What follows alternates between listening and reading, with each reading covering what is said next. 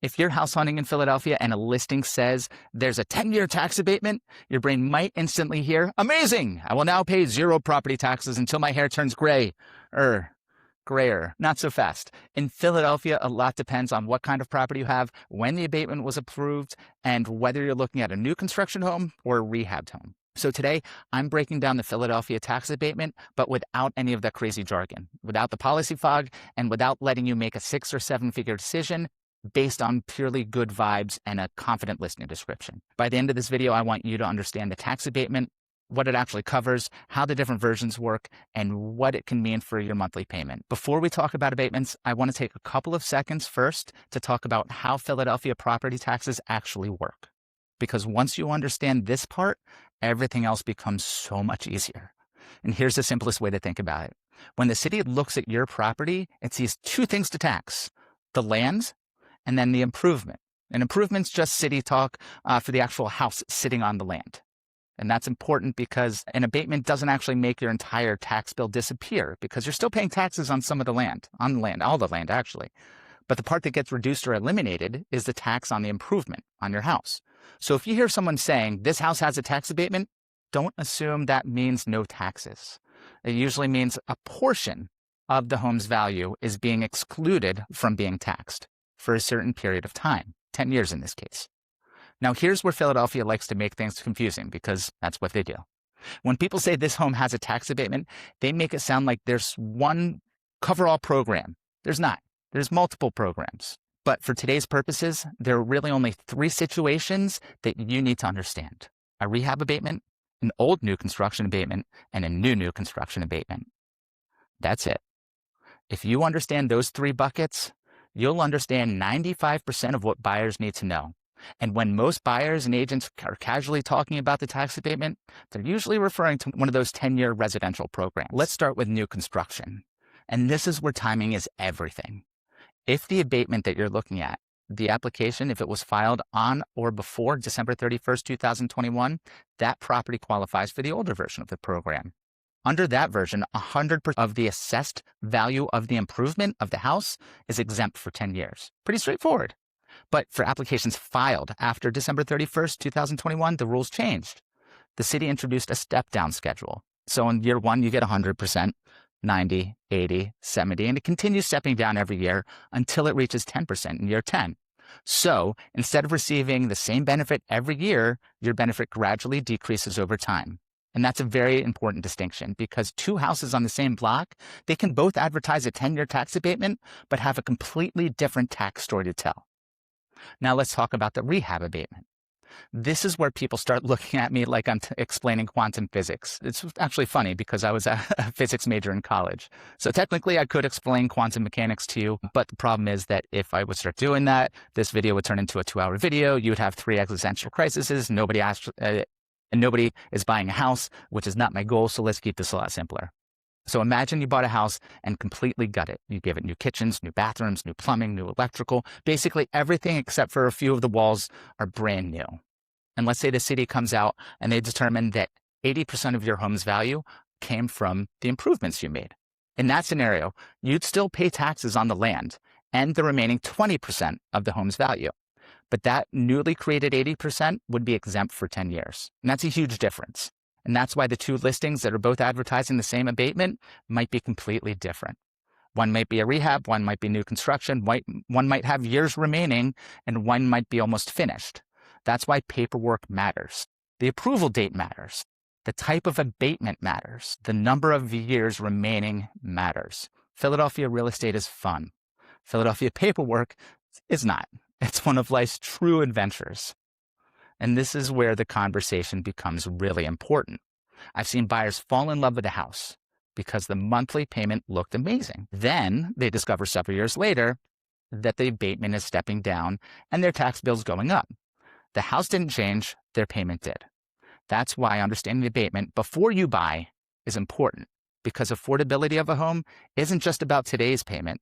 It's about understanding what your payment could look like years from now. At this point, you might be thinking, okay, Eric, that's great, but what does this actually mean for my wallet? That's a fair question. So let's run some fake but very useful numbers. Let's say you're looking at a new construction home with a total assessed value of $500,000. We'll assume that $100,000 of that is from land, $400,000 is from your house on that land. So without any abatement, your annual tax bill would be roughly $6,999 each year. But let's assume that the property has that post-2021 step-down schedule. In year one, the entire $400,000 improvement is exempt. So you're paying taxes only on the land. In this example now, that means that you're only going to pay $1,400 for year one. That's a big difference. Year 5, 60% of the improvement remains exempt, and your tax bill climbs to $3,600.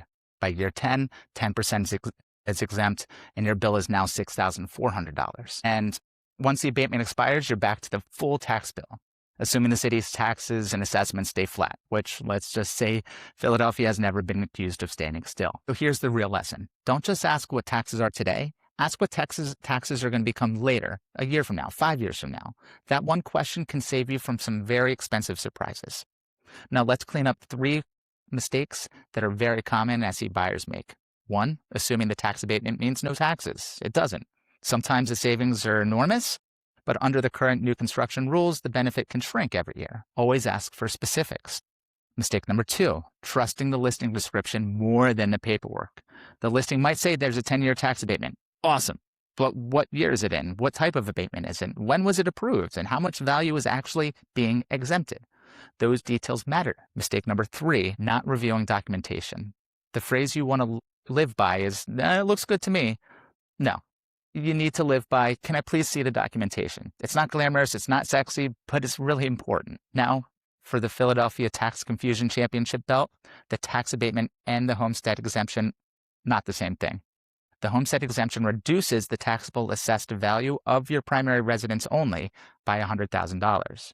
At today's tax rate, that's about $1,400 in annual savings. But here's the important part. If your property currently has a 10-year tax abatement, it is not eligible for the homestead exemption until that abatement expires. You can apply afterwards, absolutely, and you can technically remove the abatement and apply for the homestead exemption instead. But once you give up that abatement, it's gone. You cannot get it back. So before doing that, make sure you run the numbers carefully and see which option might be better or worse for you in your current situation. In most cases, buyers simply wait until the abatement expires. This is also an incredibly local issue. Historically, abatements have been concentrated around Center City and many of Philadelphia's fastest growing neighborhoods, places like Graduate Hospital, Northern Liberties, Fishtown, Logan Square, Washington Square, Point Breeze. All of these neighborhoods have experienced major growth over the years, and abatements have often played a role in the affordability conversation there. And that just isn't tax trivia. It's a neighborhood decision, a budgeting decision, a stay or move decision.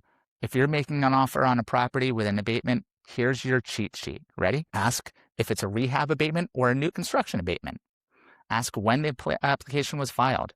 Ask what year of the schedule is currently in. Verify everything through the city's property records and ask your lender to show you the projected payments, not just today, but in year 3, 5, 10, and so on.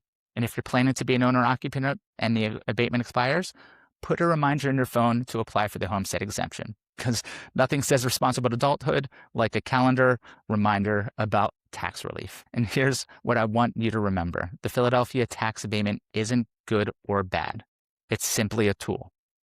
And when you understand how it works, it can save you thousands of dollars. But when you don't understand, it can lead to some very unpleasant surprises. So before you offer on any property with an abatement, ask the questions. Ask for documentation, run the numbers, and make sure you're looking at what your payment could be, not just this year, but 5 years down the road and even further. Because buying the right house is important, but buying a house that you can comfortably afford long-term, that's even more important. If this video helped you clear up some confusion, hit subscribe, send it to your favorite house hunting group chat, and let me know what Philadelphia real estate topic you'd like for us to cover.